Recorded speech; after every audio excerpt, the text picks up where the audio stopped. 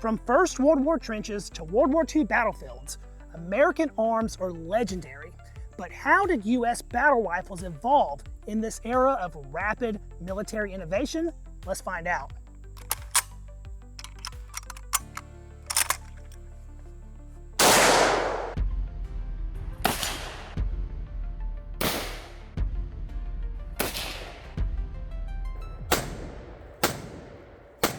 The early 20th century was a turning point for the American infantry rifle. At the outbreak of the Great War, the U.S. soldier carried a bolt action, precise, durable, but rooted in the ideals of 19th century combat. By the time America entered World War II, that same soldier could be carrying something entirely different, a revolutionary, standard, semi-automatic that General Patton famously called the greatest battle implement ever devised. Today, we're tracing that evolution, putting these rifles to the test to see not only how they handle, but how they transformed to meet the demands of modern warfare.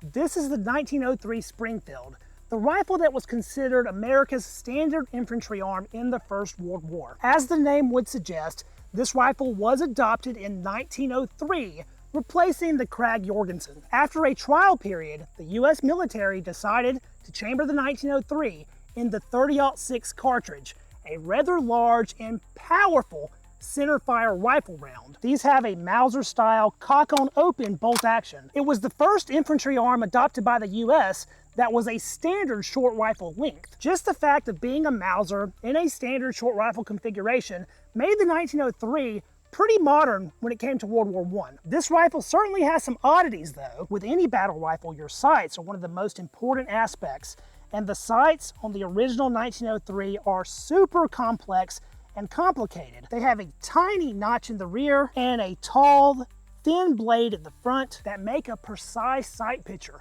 that's great for target shooting, but not the best for sight acquisition in a combat situation. It also has all kinds of bibs and bobs. This tall ladder can be led up, and it has tons of adjustment for how far you're shooting. There's also this little knobby bit that drifts the sight back and forth for windage. It was just way too complicated for a World War I battlefield. Another odd choice with the 1903 here was a magazine cutoff. This is a feature that prevents rounds from being loaded from the magazine, something that was far more useful with the combat tactics of the 19th century. The 1903's .30-06 cartridge came packaged in a 5-round stripper clip for easy loading. Let's get these 5 rounds in here and see how she shoots. Clip in the cutout, and the rounds stripped into the rifle. First thing I noticed is what I was mentioning with the sight earlier. It is such a tiny little sight picture. It's actually hard to see, especially in the little bit lower light conditions we're in right now. It's a nice stout recoil, but not unmanageable. The trigger on the 1903 is pretty fantastic for a military rifle.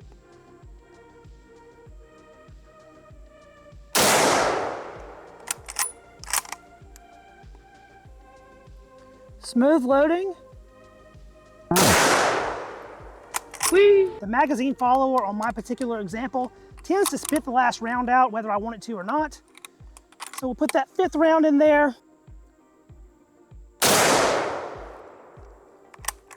And there we are. You know what? That's actually a lot better than I thought it would be. That was a 5-round group standing offhand, and we got 2 in the red. I did have 1 flyer there, but as far as I'm concerned, that's better than I thought I would shoot. The sights on this rifle might not be quick to acquire, but they are darn precise. There's really not much bad you can say about the original 1903 here.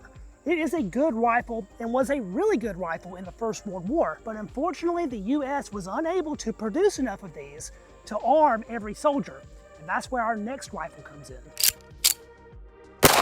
The awesome M1917 Enfield. Despite being a more modern design, the M1917 is longer and heavier than the 1903. They are essentially a copy of the British P14 Enfield, but chambered in America's .30-06 cartridge. Since the US didn't possess enough production capacity to supply all of its troops for the 1903 Springfield. They adopted the 1917 here to fill that gap. America was already producing P-14s for England, and it wasn't that difficult to switch that assembly line over to the 30-06 variant here. Like the 1903, the 1917 is also a Mauser action design despite being called an Enfield. And in my opinion, what makes this one of the most impressive firearms of the First World War are the sights. This is one of the first military rifles to be equipped with large aperture style sights. We have a flip-up ladder style adjustable rear sight, but both the battle sight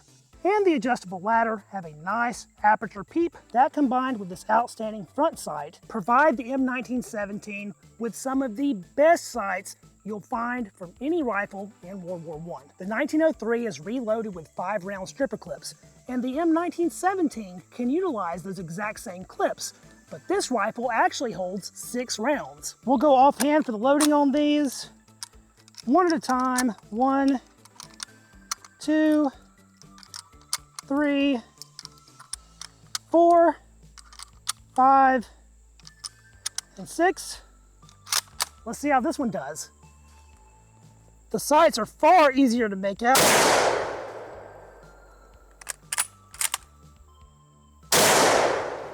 The trigger is equally fantastic in my opinion.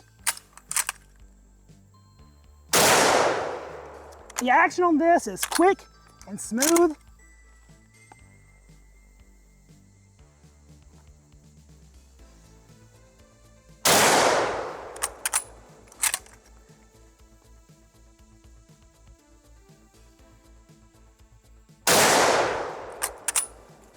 And having that 6 round is a really nice touch. Now I can already tell you that shot placement is going to be all over the place. I did not do a good job on my part. Let's go down there and see how it did anyway. I suppose that's not as bad as it felt. I thought I was going to be all over the place pulling those shots, but for me, that's actually not too bad for shooting offhand. A little high and not the tightest, but it could certainly be a lot worse. The 1917 may very well be my favorite rifle from the Great War. It is a fantastic firearm, but it is long and heavy. So after it filled its role as a useful stopgap, America decided to go back to what it trusted. And that takes us over to the World War II update of the 1903, the 1903 A3. It's the same size and weight of its World War I counterpart, but these were equipped with updated sights. The A3 has updated aperture style sights, but it still has an extremely long and extremely thin front sight. So although the sights on the 1903 A3 should have been an improvement, in my opinion, in a lot of ways, they are actually a downgrade. Yes, I love aperture sights, but the sights on the 1903 are hard to see. Same action, still loaded with a 5-round stripper clip and chambered in 30-06. Let's find out if I can even see the target. That front sight is ridiculously tall, and the rear sight is ridiculously small. The trigger's just as good as the other 1903 though, and our action is just as easy to manipulate.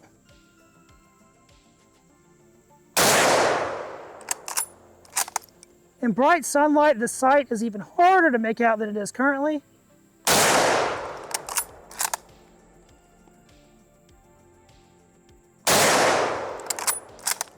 Last round.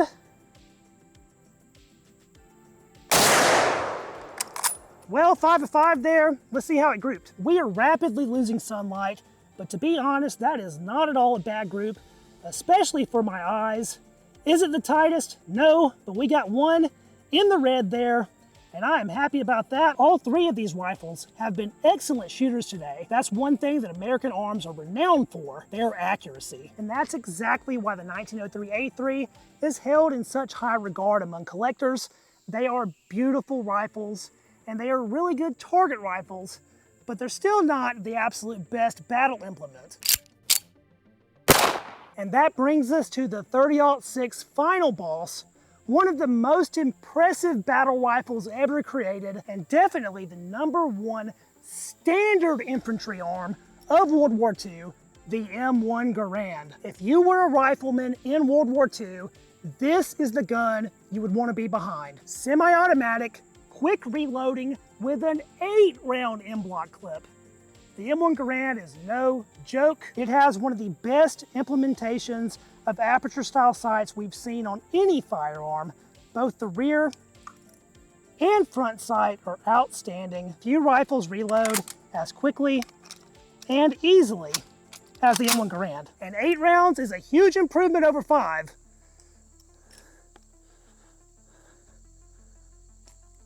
I can see the target the easiest of any rifle we've looked at so far today. My glasses are fogging up, but man, the semi-auto action eats some of the recoil.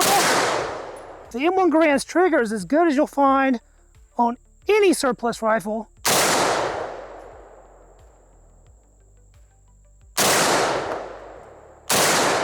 And the speed is unmatched. Gotta love that ping. Let's check those hits. I got some vertical stringing there, and everything looks really low.